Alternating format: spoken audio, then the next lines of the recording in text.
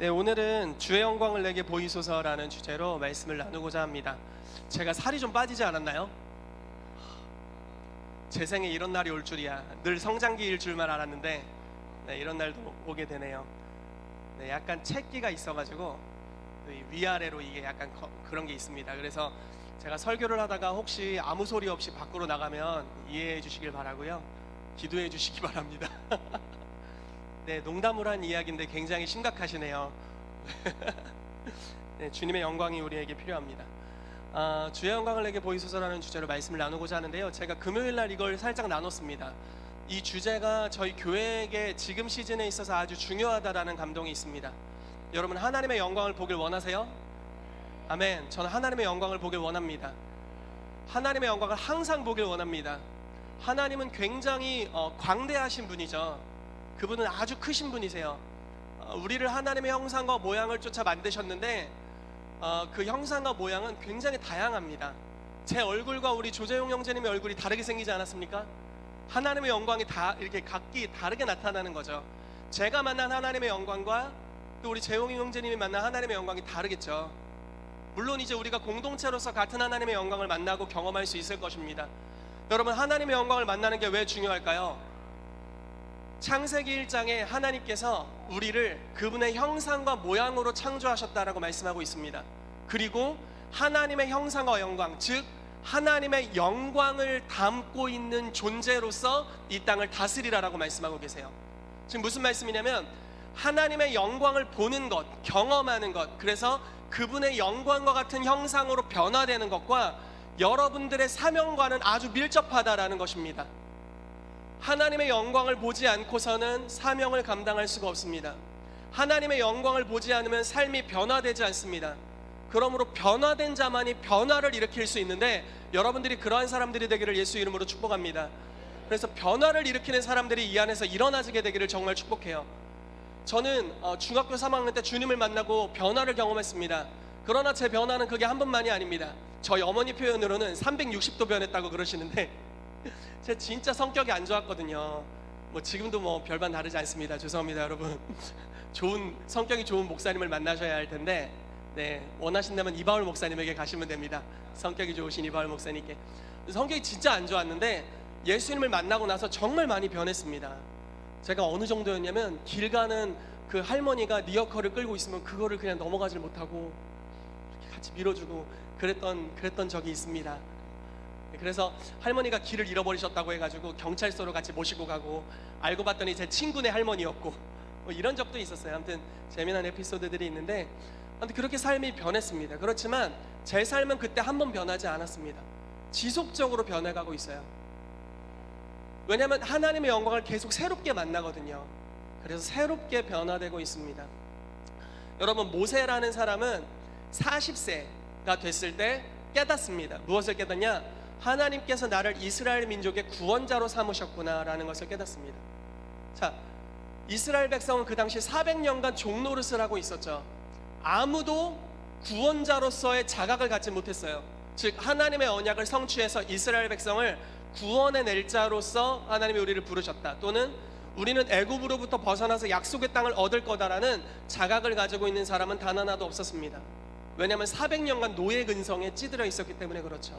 그러나 하나님께서 모세라는 한 사람을 특별히 강에 갈대 상자에 넣어서 강물에 이렇게 띄우게 하시고 바로의 공주의 아들이 되게 하시고 애굽의 모든 학술과 지혜, 즉 군사, 정치, 문화, 모든, 즉 나라를 이룰 수 있는 왕으로서의 애굽의 지혜와 지식을 다 가르쳐 주셨어요.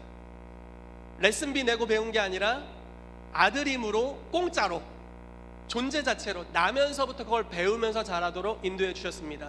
그리고 그 모세의 유모가 실제 어머니였던 요게벳이었습니다. 그래서 모세는 두 가지 정체성을 가지고 있죠. 애굽의 왕자로서의 정체성, 이집트의 왕자로서의 정체성, 또 하나는 나는 이스라엘 백성이다라는 정체성을 가지고 있었습니다. 40세가 된 어느 날 그는 깨닫습니다. 하나님이 나를 이스라엘 백성을 압제로부터 구원하는 자로 삼으셨다라는 걸 깨닫습니다. 그리고 애굽 사람 하나가 종인 이스라엘 백성을 학대하는 장면을 목격합니다. 주변을 둘러봅니다. 아무도 없어요. 그래서 자기가 배운 검술과 창칼 이런 걸 사용해가지고 애굽 사람 하나를 쉽게 제압합니다. 그래서 없애버립니다.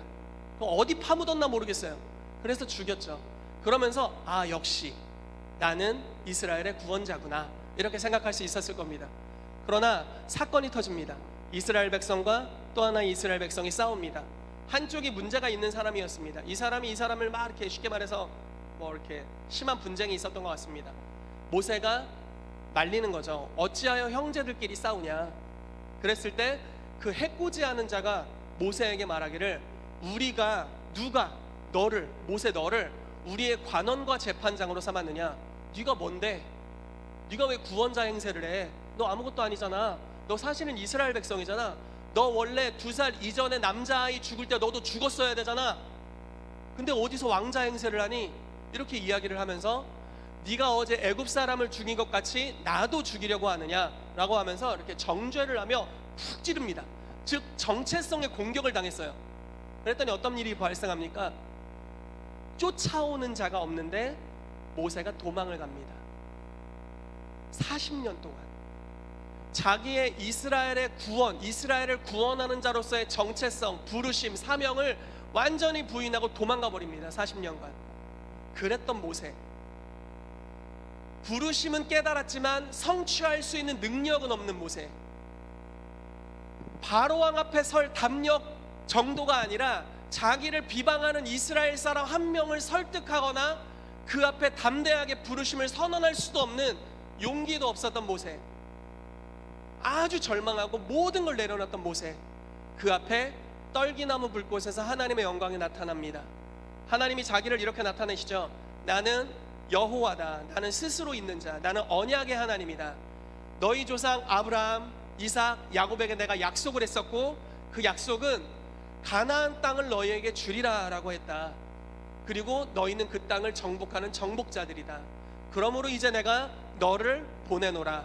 너는 가서 내 백성 이스라엘을 애굽에서부터 건져내어 가나안 땅으로 인도하여 내가 그들에게 약속한 땅을 얻게 하라 라고 하나님의 영광이 나타나세요. 영광을 경험합니다. 그래서 그 발에 신을 벗고 주님을 경배하면서 하나님의 영광을 대면하는 시간을 갖죠. 이것이 바로 영광과의 만남이었습니다. 그런 다음에 어떻게 변합니까? 사람이 삽시간에 달라집니다. 40년 전 아주 혈기왕성하고 모든 지혜와 지식이 가득 찼을 그때, 자기 스스로 난 준비되었어라고 느꼈을 그때, 그러나 영광을 경험하지 못했던 그때 어떻게 돼요? 한 사람이 비방하는 소리에도 마음이 쪼달려서 도망가죠. 그러나 80세 이제 자기 스스로의 힘으로는 아무것도 할 수 없고 그냥 이대로 곱게 죽었으면 좋겠다 싶은 나이, 하나님의 영광을 만납니다. 존재 자체가 새로워집니다. 구원자 하나님의 영광, 언약을 성취하신 하나님의 영광이 나타나자 모세의 형상이 구원하시는 하나님의 형상과 영광으로 변화됩니다. 그는 그 이후 완전히 다른 존재가 되었습니다. 그리고 바로왕 앞에 가서 담대하게 선포하죠. 이전에는 한 이스라엘 사람에게도 선언하지 못했던 선언. 여호와께서 나를 부르셨고 이스라엘 백성을 보내라고 하신다. 보내라. 그렇지 않으면 재앙이 올 것이다. 뭐냐? 안 보낸다. 그랬더니 재앙이 오죠. 10번의 재앙이나. 그래서 이스라엘 백성을 건져냅니다. 사도행전 7장 말씀에는 스데반이 이 모세에 대해 설교를 하면서 이렇게 얘기를 해요. 누가 너를 관원과 재판장으로 삼았느냐라고 말했던 그 비방을 당했던 모세를 하나님은 떨기나무 불꽃 가운데서 만나셔서 이스라엘 백성의 구원자로 삼으셨다. 여러분, 영광을 만날 때 이러한 변화가 있게 되는 줄로 믿습니다. 때로는 우리가 예언을 받죠. 그래서 부르심을 깨닫습니다. 아, 나의 사명은 이거구나. 나의 부르심은 이거구나. 그러나 사명을 성취할 능력이 아직 안 왔을 수도 있어요.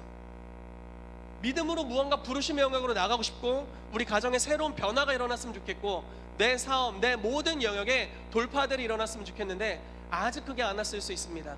그렇다면 우리에게 필요한 건 다른 것이 아니라 하나님의 영광을 대면하는 것인 줄로 믿습니다. 여러분, 주님의 영광을 경험하십시오. 그 영광을 경험하면 영광에서 영광으로 변화되는 역사가 일어나게 될 줄로 믿습니다. 그래서 여러분, 킹스 주빌리 교회를 향해서 이 시간 선포합니다. 이 시즌에 하나님의 영광을 만나게 되기를 축복합니다. 아멘. 그 영광을 만나야 합니다. 우리가 올해 들어서 계속해서 비전을 선포합니다. 사도적 교회로서의 비전을 선포하고 출산의 해라는 비전을 선포하고 성전 이전에 대해 선포했습니다. 그리고 실제로 이곳에 오게 됐죠. 이제 이곳에서 다시 한번 주님의 영광을 보아야 할 때가 된 줄로 믿습니다.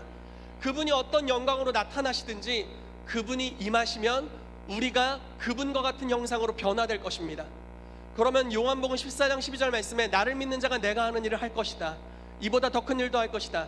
하나님의 영광을 경험하게 되면 그 영광의 형상으로 우리가 변화되고 여러분들이 이 땅에서 하나님을 대표하는 자들이 될 줄로 믿습니다. 그러므로 우리가 주의 영광을 보이시도록 같이 기도하는 시간이 오늘 되기를 원합니다. 아멘. 설교를 요약해서 다 한 것 같습니다. 우리 본문 말씀 같이 읽어보도록 하겠습니다. 같이 읽겠습니다. 시작.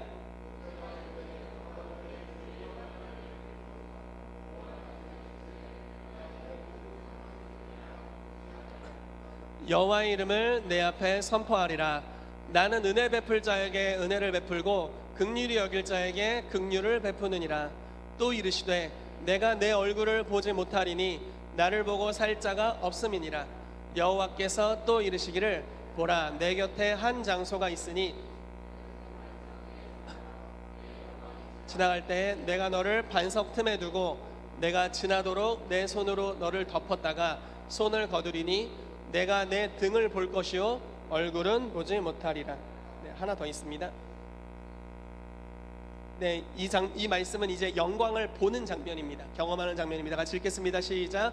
모세가 돌판 둘을 처음 것과 같이 깎아 만들고 아침에 일찍이 일어나 그 두 돌판을 손에 들고 여호와의 명령대로 시내산에 올라가니 여호와께서 구름 가운데에 강림하사 그와 함께 거기 서서 여호와의 이름을 선포하실세 여호와께서 그의 앞으로 지나시며 선포하시되 여호와라 여호와라 자비롭고 은혜롭고 노하기를 더디하고 인자와 진실이 많은 하나님이라. 인자를 천대까지 베풀며 악과 과실과 죄를 용서하리라. 그러나 벌을 면제하지는 아니하고 아버지의 악행을 자손 3, 4대까지 보응하리라. 그 아래도 읽겠습니다. 모세가 그 증거의 두 판을 모세의 손에 들고 시내산에서 내려오니 그 산에서 내려올 때에 모세는 자기가 여호와와 말하였으므로 말미암아 얼굴 피부에 광채가 나나 깨닫지 못하였더라. 아멘.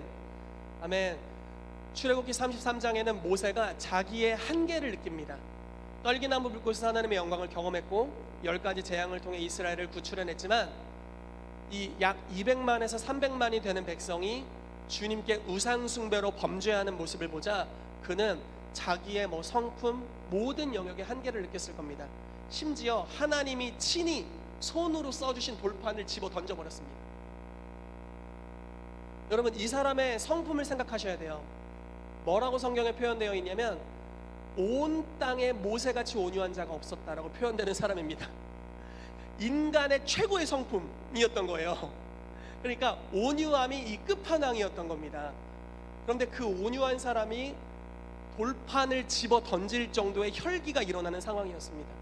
그리고 어떻게 했는지 아세요? 모세가 금송아지 갖고 와 불에 태워 녹여버려. 그래서 백성들에게 먹였어요. 세상에서 가장 온유한 사람 모세. 얼마나 화가 났는지 금송아지 갈아가지고 먹여버렸어요. 야, 먹어 이거. 그러니까 이 정도로 극단적으로 뒤집어진 거예요. 백성들을 구출했지만 이제 광야의 40년을 이끌어갈 수 있는 한계를 만난 겁니다. 그러면서 하나님께 중보를 하죠. 주님, 이 백성을 주의 백성을 삼으십시오. 주님의 임재로 이 백성과 함께 해주십시오. 마지막으로 구하는 것이 주의 영광을 내게 보이소서. 한계가 있는 겁니다. 한번 하나님의 영광을 깊이 경험했고 이적과 기사가 그의 손을 통해 나타났지만 여전히 큰 변화를 갈망하고 있습니다. 여러분, 동일하지 않나요? 여기서 하나님 경험하시지 않은 분이 얼마나 있겠어요? 이렇게 마이크를 대면 간증이 몇십 분, 몇 시간씩 쏟아져 나오지 않겠어요? 우리 김수망 전사님에게 마이크를 드리면 간증이 쏟아져 나오지 않겠습니까? 할렐루야, 주님이 하셨습니다. 아까 이렇게 막 찬양하시는데 은혜롭더라고요. 간증이 다 있죠. 하나님을 체험한 간증들이 있죠. 그러나 우리의 인생에 우리가 한계라는 것을 만나게 되죠. 그리고 그럴 때 우리가 구해야 될 것은 주의 영광을 우리에게 보여주십시오. 왜냐하면 모세는 이제 새로운 차원의 하나님의 영광을 경험해야만 견딜 수 있고 사명을 감당할 수 있고 돌파해 나갈 수 있는 겁니다. 그래서 하나님께 구했죠. 그랬더니 주님이 허락하시면서 이렇게 말씀하십니다. 내가 나의 모든 선한 형상으로 너희 앞에 지나가게 하겠다. 얼마나 큰 축복입니까?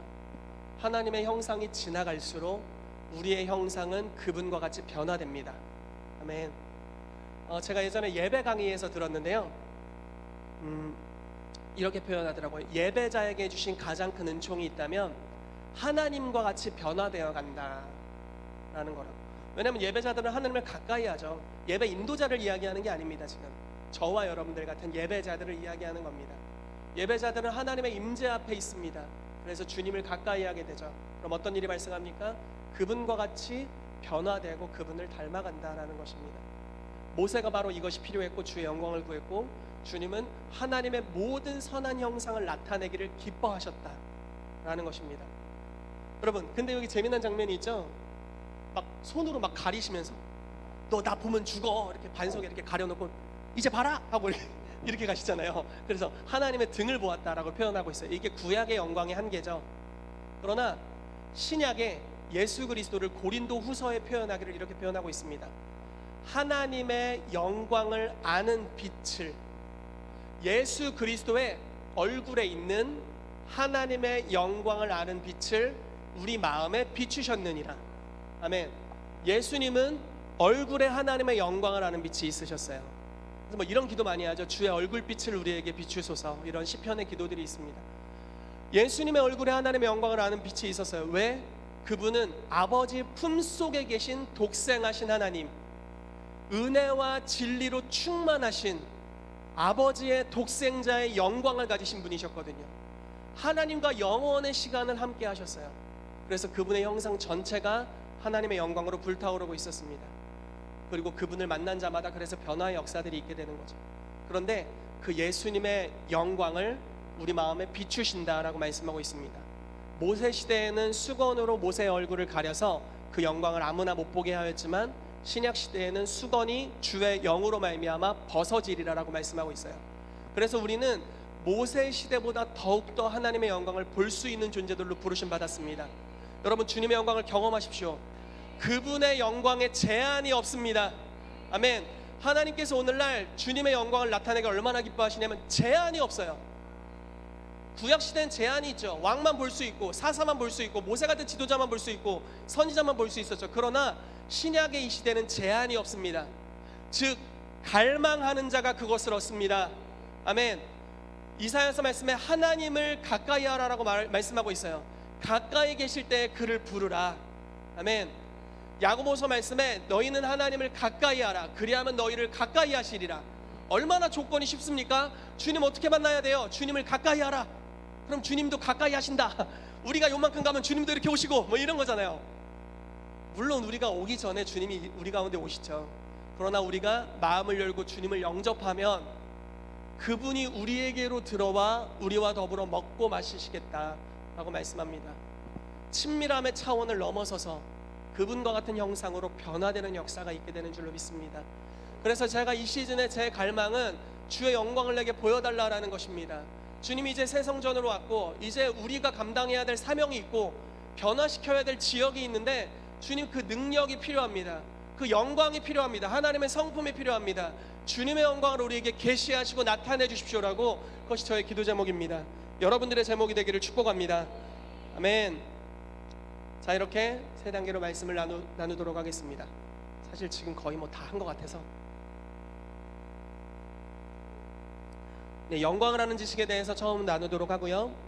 사도적 여정에서 만나는 하나님의 영광, 그리고 우리가 만날 하나님의 영광에 대해서 나누도록 하겠습니다. 조금 좀 사실은 계시적으로 말씀을 주셨는데 이게 좀 설명이 어떤 분들에겐 필요할 거라고 생각을 해서 살짝 정리를 해왔습니다.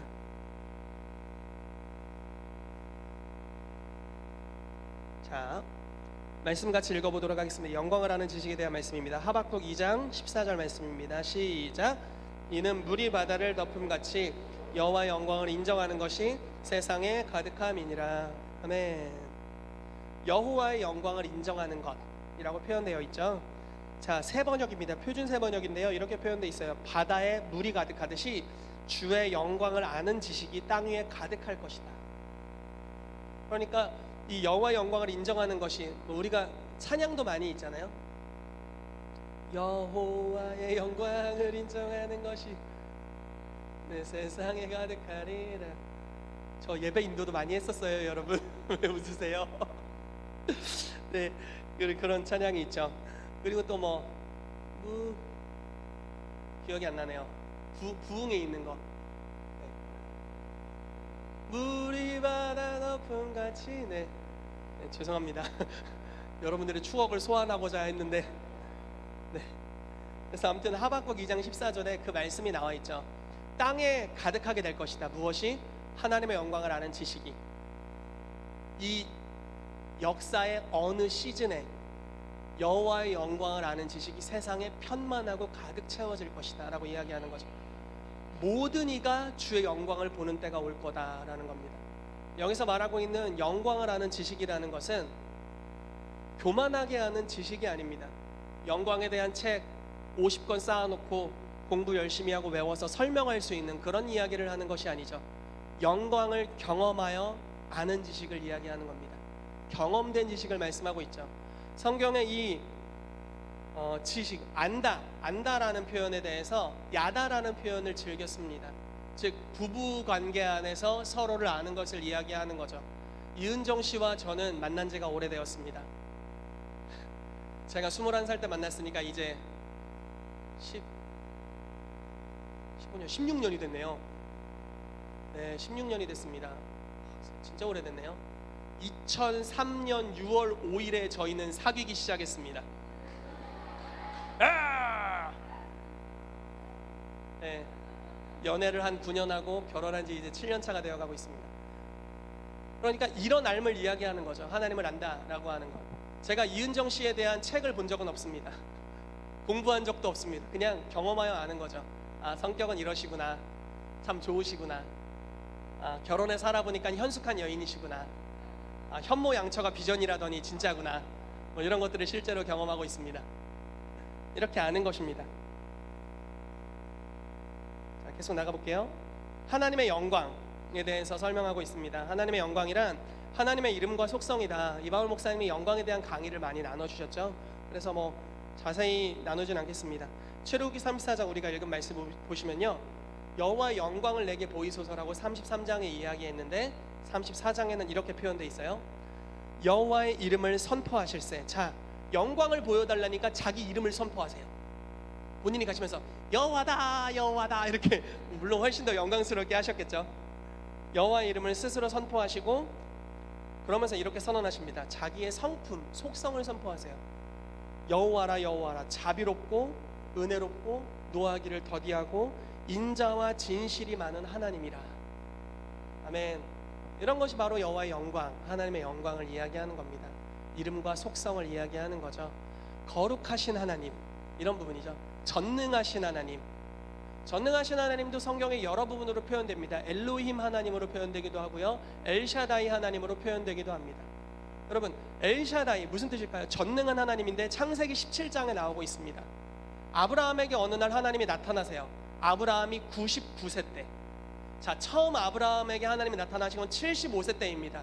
불쑥 나타나셔서 우상을 섬기고 있었던 아브라함에게 본토 친척 아비집을 떠나 내가 너에게 지시할 땅으로 가라. 너는 복의 근원이 될 거다. 너는 복이 될 것이다. 땅의 모든 민족이 너와 너의 자손을 통해 복을 얻을 것이다. 선포하시죠. 그 하나님의 영광을 만났고 떠났습니다. 그리고 그 아브라함과 함께하는 하나님의 영광이 아브라함의 삶에 많은 은혜를 가져다 줬죠. 그러나 약속하신 자손을 낳기에는 아직 뭔가 부족합니다. 아직 뭔가 오지 않았어요. 99세가 되었습니다. 하나님이 불쑥 나타나십니다. 그리고 이렇게 선언하십니다. 나는 전능한 하나님, 즉 엘샤다이의 하나님이다.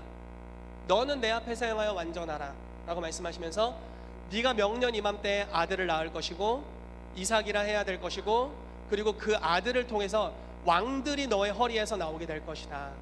그 아들을 통해 내가 복을 줄 것이다 라고 영광을 나타내시면서 자기 자신을 전능의 하나님으로 나타내시면서 언약을 하십니다. 제가 믿기론 그때 아브라함과 사라에게 아이 낳을 수 있는 능력이 임했다고 믿어요. 왜냐면 그 다음 연도에 바로 애가 태어났거든요. 그러니까 여러분, 전능한 하나님, 엘샤다이 하는 어떤 하나님이냐면, 자, 엘 사실 뒤에 나오는데 안 적으셔도 됩니다. 사실 뒤에 PPT가 나옵니다.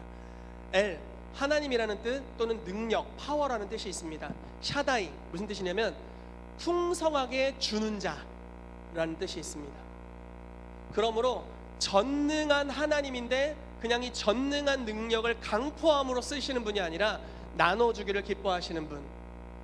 난 전능한 하나님이고 난 전능한 능력을 가지고 있고 이걸 주는 것을 기뻐하는 자다.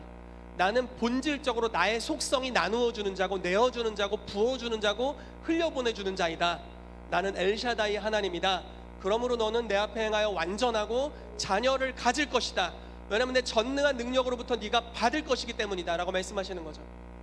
하나님의 영광이 선포되고 그분의 성호가 선포될 때 실제로 받게 되는 역사가 있습니다. 아멘. 아멘. 자, 계속해서 가보도록 하겠습니다. 자, 영광을 아는 지식에 대해 나누도록 하죠. 요한복음 17장 3절 말씀 읽어볼게요. 시작.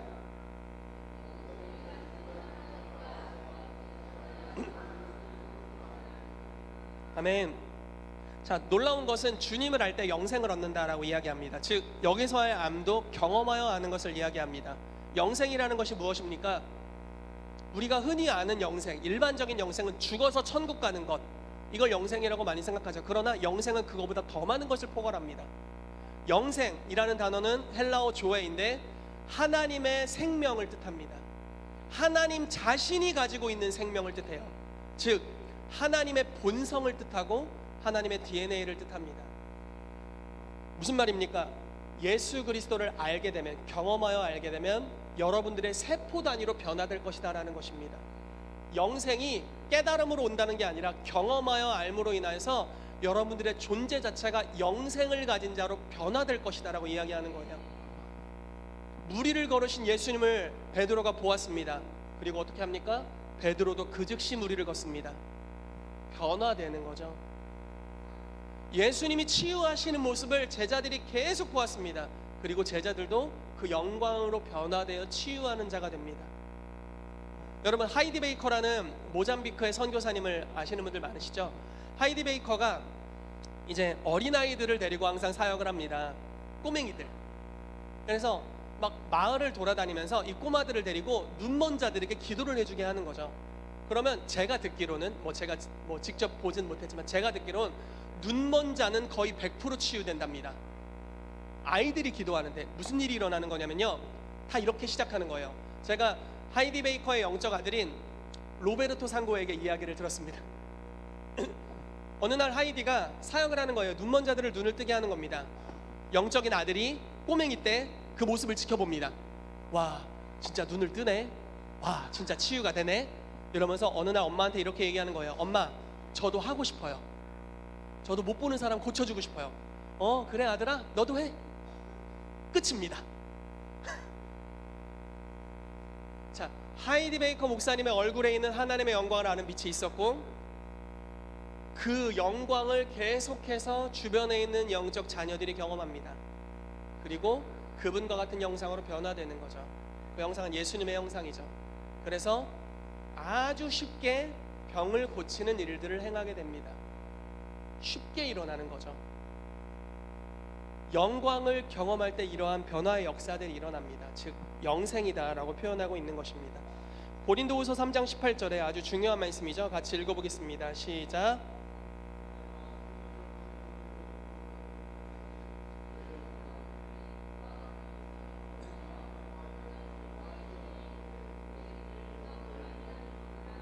아멘. 자, 모세 시대에는 수건이 있었다라고 이야기합니다. 가렸죠. 아무도 볼 수 없게 했어요. 그러나 신약의 시대, 주의 영 안에 있을 때는 어떤 일이 발생하냐? 수건이 벗겨집니다. 하나님의 영광과 우리의 영광의 대면이 일어나는 거죠. 조금의 거리낌이 없습니다. 조금의 거리낌이 없습니다.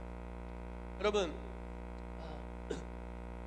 여러분이 만약에 죄 가운데 있을 때 하나님의 영광을 만날 수 있나요? 어떻게 생각하세요? 아니요, 만날 수 있습니다. 죄 가운데 있을 때 구속자 하나님의 영광을 만나야 됩니다. 이해되세요? 하나님의 영광과 우리를 끊을 수 있는 것이 사라졌습니다. 우리가 죄를 짓죠. 연약합니다. 부족함이 있습니다. 그러나 그러면 죄지면 가만히 어떻게 해야 되나? 구속자 하나님의 영광을 구해야 됩니다. 구속자 하나님의 영광을 만나면 회개가 터져 나오기 시작하고, 회개로 말미암아 죄가 사해지고, 그리고 하나님의 더 깊은 영광을 계속해서 우리가 경험할 수 있습니다. 하나님의 영광과 우리 사이에 제한이 사라졌습니다. 하나님이 친히 휘장을 찢으셨어요. 그분 스스로. 자, 히브리서 말씀에 이렇게 표현되어 있어요. 휘장은 그의 육체니라. 자기 육체를 찢었어요. 우리를 만나기 위해서. 좀 표현이 잔인한데 여러분들 만나려고 팔 하나 뽑았어요. 아주 사실적인 표현을 쓰고 있는 거예요. 의도적으로 십자가에서 찢김을 당하셨대요. 왜냐하면 휘장을 찢어버리려고, 여호와의 영광을 사람들에게 경험하게 하려고. 이것이 그분이 하신 대가지불입니다. 그리고 우리가 해야 될 대가지불은 갈망하고 사모함으로 주의 영광을 나에게 보여주십시오 라고 구하며 그분의 영광을 만나고 경험하는 줄로 믿습니다. 아멘. 그래서 우리가 하나님의 영광을 경험하게 될 때, 알게 될 때 영생을 소유하게 됩니다. 자, 아까 말씀을 나눴죠. 고린도후서 4장 6절, 어두운 데서 빛이 비치라 말씀하셨던 그 하나님, 창조의 첫 시작 빛이 있으라 라고 선언했던 그 선언과 아주 동일한 권위로 이렇게 선포한 거예요. 예수 그리스도의 얼굴에 있는 하나님의 영광을 아는 빛을 우리 마음에 비추셨다. 빛이 있으라라고 창조, 육체, 그 보이는 세계에 선언하신 하나님께서 이제 우리 마음에, 너희 마음에도 하나님의 영광이 아는 빛이 있으라라고 선언하신 겁니다. 있게 되시기를 축복합니다. 아멘. 자, 영광을 아는 지식이 삶에 주는 은혜에 대해서 제가 엘샤다이 하나님에 대해서 나눴습니다. 넘어가겠습니다. 자, 그래서 엘샤다이 이렇게 표현되고 있습니다. 넘어가죠. 자, 사도적 예언적 여정에서 만나는 하나님의 영광입니다. 이것도 다 얘기했네요. 자, 모세가 출애굽기 3장 1절에 10절에 하나님을 떨기나무 불꽃에서 처음 대면합니다. 그리고 주님을 경험하고 변화됩니다. 그 이야기죠. 다 똑같은 이야기입니다. 제가 화장실 빨리 가려고 설교를 빨리 했나 봅니다. 자, 두 번째 대면입니다. 출애굽기 33장 금송아지 숭배 바로 이후에 하나님의 영광을 대면하는 사건이 있었습니다. 네, 그래서 이렇게 나오게 되고요. 그래서 모세가 변화되었다라는 이야기가 사도행전 7장 말씀 스데반의 설교에 나옵니다. 여러분, 스데반의 설교를 읽으실 수 있다면 꼭 한번 읽어보십시오. 이스라엘의 구속사를 전체를 이야기해주고 있습니다. 그 짧은 설교에서. 그래서 사도행전 7장 29절에 36절인데요. 요거 하나 같이 읽고 넘어가도록 하겠습니다. 같이 읽겠습니다. 시작. 40년이 참에 떨기 불꽃 가운데서 그에게 보이거늘 모세가 그 광경을 보고 놀랍게 여겨 알아보려고 가까이 가니 주의 소리가 있어 나는 내 조상의 하나님 즉 아브라함의 야곱의 하나님이라 하신데 모세가 무서워 감히 바라보지 못하더라. 주께서 이르시되 내 발에 신을 벗으라. 내가 서 있는 곳은 거룩한 땅이니라. 내 백성이 애굽에서 괴로움 받음을 내가 확실히 보고 그 탄식하는 소리를 듣고 그들을 구원하려고 내려왔노니 이제 내가 너를 애굽으로 보내리라 하시니라. 그들의 말이 누가 너를 관리와 재판장으로 세웠느냐 하며 거절하던 그 모세를 하나님은 가시나무 떨기 가운데서 보이던 천사의 손으로 관리와 속량하는 자로서 보내셨으니 이 사람이 백성을 인도하여 나오게 하고 애굽과 홍해와 광야에서 40년간 기사와 표적을 행하였느니라. 아멘. 40세의 모세는 굉장히 연약한 사람이었죠. 육적으로 강했으나 실제로 연약한 사람이었습니다. 80세의 모세는 육적으로 아무 기능이 없었지만 성령 안에서 강해졌습니다. 영광의 형상으로 변화되었습니다. 그래서 이스라엘을 구속하는 일들을 했습니다. 아멘. 여러분들도 그러한 은혜가 있게 되기를 축복합니다. 저와 여러분들의 삶이 성령의 인도하심 받는 삶으로 가고 있다는 증거 중에 하나는 여정 중에 하나님의 영광이 계속 나타나신다라는 겁니다. 여러분, 믿음의 조상 중에 하나님 한 번 만나고 끝난 사람 없습니다. 심지어 신약 시대는 더 하겠죠. 주님의 영광을 계속 만나야 됩니다. 이전의 만남으로 끝날 수 없습니다. 계속 오늘의 하나님을 만나야 됩니다. 하나님의 영광을 계속해서 경험해야 됩니다. 그러면 저와 여러분들의 영상이 지속적으로 변화되게 될 것입니다. 여러분, 저희 같은 사역자들은 가끔 매너리즘이라는 게 찾아옵니다. 지친다, 피곤하다. 그리고 저도 바울 목사님도 그런 경험이 많이 있는데, 그때마다 저희가 구하는 건 단 하나예요. 주님의 임재가 필요합니다. 주님의 영광이 필요합니다. 영광으로부터 쫓아오는 계시가 필요합니다. 그 영광으로부터 오는 계시가 새로운 비전을 주고 우리의 영을 완전히 리프레시해주고 새로운 차원으로 각성시켜줍니다. 그래서 부르심 안에 계속 달려갈 수 있습니다. 겉에서 다른 이들이 볼 때는 신실하게 비전을 쫓는 것 같지만 사실은 사역자들의 삶에서도 이 업앤다운이 많이 있죠. 때로는 마음에 아무 열정이 없이 예배인도 할 때도 있을 거고요, 설교를 할 때도 있을 거고, 사역을 할 때도 있을 겁니다. 그러나 주의 영광을 그때마다 구하는 거죠. 그럼 주님이 우리를 새로운 차원으로 만나주시고 우리를 새롭게 하십니다. 여러분들은 어떻습니까? 사역을 하거나 아니면 성도로서 교회에 참석하시거나 꾸준히 나올지라도 어느 때에는 문제가 생기죠. 또 어려움이 생기죠. 그럴 때 주님의 영광을 구해야 됩니다. 그 영광을 경험하면 우리를 새로운 차원으로 이끌어 가실 줄로 믿습니다. 아멘. 자, 마지막 주제를 나누도록 하겠습니다. 우리가 만날 하나님의 영광에 대해서 나누도록 하겠습니다. 컨버전스라는 이론인데요, 이게 와그너 박사님을 연구했던 풀러 신학대의 어떤 교수님이 낸 이론입니다. 독특하죠? 그러니까 이 사람이 생각할 때 피터 와그너라는 사람은 인생의 아직 최적의 때로 가지 않았었는데 어느 순간 하나님이 그를 사용하실 수 있는 아주 결집된, 부르심이 아주 응축된 때로 이끌어 주셨다라는 이론이에요. 즉 이 컨버전스라는 게 이 결집, 수집, 이렇게 수렴되다라는 뜻인데요. 여러분, 요셉이 하나님의 영광을 만나죠. 계속 영광을 만나면서 이렇게 가죠. 그러다가 처음에 하나님의 영광을 만나고 꿈을 꾸고 종으로 팔리고, 보디발 집에서도 하나님의 영광을 만나서 번성케 하는 역사가 있고, 아내의 유혹을 벗어나고자 뿌리쳤더니 감옥 가고, 거기서 하나님의 영광을 만나가지고 꿈을 해석해주고, 거기서 또 3년을 기다리는 시간을 갖고 바로 앞에 나와서 하나님의 영광 안에서 꿈을 해석해주고 총리가 되는 역사가 있죠. 이 모든 게 다 여정입니다. 그런데 컨버전스는 요셉이 바로왕 앞에 섰을 때, 그때가 이제 컨버전스라는 거죠. 즉 여태까지 받았던 모든 훈련이 최적화되어 사용될 수 있는 그 위치. 제가 여러분들을 축복하는 것은 지금이 여러분들의 컨버전스가 아니게 되길 바랍니다. 이게 내 인생 최고의 가능성이 지금이야. 별로잖아요. 훨씬 더 좋은 게 있다라고 믿어요. 그런데 여러분, 이 영역으로 나아가는 길, 비결은 무엇이냐? 지속적으로 하나님의 영광을 경험하는 것입니다.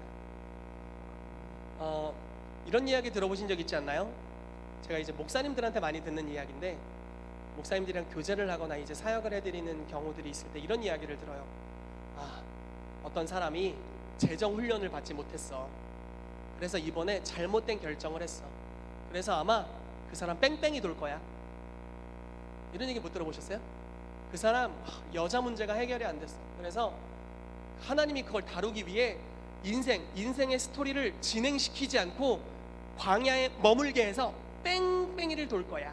뭐 예를 들어, 그 사람 혈기 문제가 해결이 안 됐어. 그래서 뺑뺑이 돌 거야. 이런 얘기 혹시 못 들어보셨나요? 이게 신학교에서는 굉장히 많이 듣는 이야기입니다. 여러분, 왜 이런 일이 발생할까요? 진짜 뺑뺑이 돕니다. 그냥 10년 뒤에 만났는데 그 자리 그대로 있는데 그 모습 그대로에, 그 성품 그대로에, 그 상태 그대로. 난 너무 싫어요. 자, 어제는 제가 살이 쪘었지만 오늘은 좀 더 빠졌습니다. 이런 변화를 원하는 거죠. 오늘은 빠졌지만 내일은 찌고, 이런 변화를 원하는 겁니다. 변화가 있어야죠. 10년 뒤에 여러분들을 아는 사람이 여러분들을 만났을 때 여러분들이 완전 다른 존재가 되기를 예수 이름으로 축복합니다. 아멘. 우리는 계속된 변화가 일어나야 돼요. 근데 그게 육적인 능력으로 되냐고요? 습관 바꾸는 걸로 되냐고요? 그런 걸로 안 되는 거죠. 영광을 만나야 됩니다. 하나님의 영광을 보여주셔야 되죠. 그럼 지속적으로 변화가 일어납니다. 재정에 대한 여러 가지 어려움이 있을 수 있죠. 그러나 공급하시는 하나님의 영광을 만납니다. 그리고 나의 재정관이 완전히 새로워지고 재정 영역에 하나님의 사도로서의 기름 부으심이 임하게 되고, 그런 하나님의 역사들이 풀어지는 거죠. 온유하신 예수 그리스도를 만나는 거예요. 온유하고 겸손하신 그리스도. 그분의 영광의 임재 안에서 우리의 혈기적이었던 성품들이 깎여지고 변화되고 새로워지는 거죠. 제 아내가 저를 쳐다보는 것 같아서 굉장히 불안하군요. 저희 집 고양이를 대할 때 저의 모습을 보면서 아, 나중에 아들을 이렇게 대하면 안 될 텐데 이런 생각이 간혹 듭니다. 온유하고 겸손함이 필요합니다. 똥 싸! 뭐 이렇게 제가 맨날 이렇게 저희 집 고양이한테 싸! 이렇게 하면 그럼 막 겁에 질려서 애들이 싸는데 좀 더 온유하게 하고 싶습니다. 어찌됐건 주님께서 우리를 컨버전스로 인도해 가신다라는 겁니다. 그런데 그리스도인들 중에 이 컨버전스로 나아가는 사람이 10%에도 미치지 못한다 라는 통계 결과가 있답니다. 여러분들은 다 10% 안에 들게 되시기를 축복합니다. 사실 더 좋은 것은 모든 그리스도인이 컨버전스로 나아가는 거죠. 하나님이 우리를 향해서 책에 기록해 놓으신, 우리가 나기도 전에 하늘의 책에 우리에 대해 기록해 놓았다고 말씀하셨죠. 그 책에 기록해 놓은 모든 일들이 여러분들 가운데 이루어지기를 축복합니다. 아멘. 그러므로 장애물을 만났을 때, 벽을 만났을 때 절망하거나 낙담하거나 거기 머물러 계시지 마십시오. 영광을 구하세요. 관계적인 어려움이 생겼을 때 영광을 구하십시오. 재정적 어려움이 있을 때 영광을 구하세요. 인생의 돌파가 필요할 때 영광을 구하십시오. 항시 영광을 구하십시오. 그러면 그분의 영광이 우리의 삶에 나타나게 될 것입니다. 그러면 우리가 새로운 차원으로 나아가게 될 줄로 믿습니다. 아멘. 자, 창세기 1장 26절 아까 나눴습니다. 우리가 하나님의 영광을 만나면 그 영광으로부터 다스리는 능력이 오게 됩니다. 여러분, 이제 우리가 반석동에서 무언가 사역을 할 것입니다. 사역을 하기 위해선 능력이 필요하죠. 예수님께서도 예루살렘에 머물라, 약속하신 것이 오실 때까지, 약속하신 분이 오실 때까지 기다려라, 성령님을 기다리라라고 이야기를 했죠. 부르심, 사명은 선포됐습니다. 예루살렘과 온 유대와 사마리아 땅끝까지로 내 증인이 되리라. 그러나 아직 능력은 오지 않았을 수 있습니다. 여러분, 새로운 지역으로 주님께서 언약대로 인도해 주셨습니다. 우리가 이전에 가지고 있었던 기름 부으심과 영광이 있죠. 그러나 새로운 지역에서 새로운 차원의 영광이 필요합니다. 새로운 하나님의 이름이 계시되어야 되고, 하나님의 속성이 계시되어야 되겠고, 우리가 그 영광을 수건을 벗은 얼굴로 주의 영 안에서 만나야 되겠습니다. 경험하면 여러분들의 형상이 변화될 겁니다. 여러분, 제가 믿는 것은 더 강력한 치유의 하나님의 영광이 이 교회에 임해야 되는 줄을 믿습니다. 그래서 그냥 쳐다만 봐도 치유되는 역사, 치다만 봐도 치유돼. 여러분, 제가 아는 어떤 사역자가, 그 사람이 한국에서 유명한 분은 아니세요. 예전에 순전한 아들을 통해서 왔던, 이제 미국에서 갓 유명해지셨던, 뭐 유명해졌다는 게 좋은 건 아니, 뭐 그런 건 아니지만 어쨌든 사역의 기름 부심 막 나타나기 시작한 분을 이제 순전한 아들에서 초대를 해서 왔었는데, 그분이 선견자의 기름 부으심에 대한 강의를 했습니다. 근데 이제 그분이 어떤 간증을 했냐면, 하나님이 어느 날 내가 너의 선견자의 기름 부으심을 증가시키겠다라고 말씀하셨대요. 그러면서 선견자, 즉 보는 기름 부으심이죠. 예언적으로 보는 것. 그런데 이렇게 훈련하셨대요. 죄송합니다. 여기 머리가 없으신 분이 계세요. 그리고 하나님이 그 사람을 쳐다보라고 했대요. 머리가 있는 것처럼 바라봐라. 설교를 하면서 아무 기도 사역도 하지 않고 머리가 있는 것처럼 바라보라 라고 말씀하셨대요. 설교를 하면서 계속 중간중간에 한 번씩 당신은 머리가 있어, 약간 이런 눈빛으로 쳐다봤답니다. 계속 바라봤대요. 근데 머리가 자라나기 시작하는 거예요. 여러분, 이게 바로 선견자의 영광이죠. 대박 아닙니까? 계속 믿음으로 봤대요. 믿음으로 계속 봤대요. 그러니까 막 자라나더래요. 그분이 막 예를 들면 뭐 치아 사역 이런 것도 하던데, 어떻게 시키냐면요, 금리빨이 난 것처럼 쳐다보세요. 서로 아 벌리고 보여주세요 이러더라고. 제가 그때 아내랑 그때 그 집회에 있었는데 얼마나 부끄러웠나 몰라요. 얼마나 사람들이 입을 쩍쩍 벌리면서 서로 보여주던지. 어쨌든 믿음으로 시도하는 거죠. 그런데 굉장히 재미났습니다. 그런 거죠. 더 큰 하나님의 영광을 만나는 거예요. 우리가 다 여기 뭐 대부분 볼 수 있는 사람들이죠. 그러나 선견자의 영광으로 주님이 더 임하셔야 되는 거죠. 정말 본 것을 취하는 믿음으로 받는 겁니다. 치유의 영광이 더욱 나타나야 되겠고, 지식의 말씀의 영광이 더욱 나타나야 되겠고요. 예언을 주시는 하나님의 영광이 더욱 나타나야 되겠고요. 다니엘은 굉장한 예언의 권세를 받았던 것 같습니다. 특별했죠. 그래서 항상 이런 표현을 써요. 내가 뇌 속으로 받은 이상은 뭐 이러면서 표현을 씁니다. 독특한 표현을 씁니다. 그러니까 하나님의 예언하시는 영광이 임했고 예언하는 천사들이 그에게 파송됩니다. 여러분, 하나님의 영광이 더 다른 차원으로 우리에게 임하게 되기를 축복합니다. 우리 교회의 가정을 회복시키는 영광이 더 임해야 되겠습니다. 아멘. 우리 교회에 경제를 회복시키는 영광이 더 임해야 되겠습니다. 정부를 회복시키는 영광, 교육을 회복시키는 영광, 미디어를 회복시키는 영광, 연예 예술계를 회복시키는 영광, 종교계를 회복시키는 영광 다 임해야 되겠습니다. 지금도 참 좋은 교회이지만 아직 가야 될 길이 훨씬 더 많이 있고 지금이 우리의 컨버전스는 아닙니다. 그러므로 우리는 더 큰 영광을 구해야 되는 줄로 믿습니다. 그래서 여러분, 더 큰 영광을 사모하십시오. 그리고 그 영광을 구하시고 받게 되시기를 예수 이름으로 축복합니다. 아멘. 우리 마지막으로 이 성경 구절 읽고 같이 기도하도록 하겠습니다. 혹시 예배팀 나와줄 수 있나요? 이사야 55장 6절 말씀 같이 읽겠습니다. 시작. 너희는 여호와를 만날 만한 때에 찾으라. 가까이 계실 때에 그를 부르라. 아멘. 야고보 4장 8절입니다. 시작. 하나님을 가까이 하라. 그리하면 너희를 가까이 하시리라. 죄인들아, 손을 깨끗이 하라. 두 마음을 품은 자들아, 마음을 성결하게 하라. 아멘. 하나님을 찾고 만나게 되시기를 축복합니다. 이 두 말씀 특징이 뭔가요? 주님이 가까이 계시다라는 것입니다. 바울인 것 같은데 제가 뭐 준비된 이 말씀은 아니지만 바울이 다윗의 시편을 응용하면서 이렇게 얘기합니다. 누가 하늘에 올라가서 주를 뵙겠느냐, 누가 주를 땅까지 끌어내리겠느냐, 그러나 주님이 가까이 계시다 라고 선언합니다. 정확하게 다 인용했나 모르겠어요. 어쨌든 주님이 우리의 삶에 가까이 계시다라고 선언하고 있습니다. 예수님 말씀하셨죠. 회개하라, 천국이 가까이 왔다. 이 가깝다라는 단어의 뜻은 정말 코앞에 있다라는 뜻입니다. 하나님의 나라가 여러분들에게 가까이 있습니다. 멀리 있지 않습니다. 그리고 주님의 임재가 여러분들과 가까이 있습니다. 심지어 계시록에는 내가 문 밖에 서서 지금 두드리고 있다라고 말씀하고 있습니다.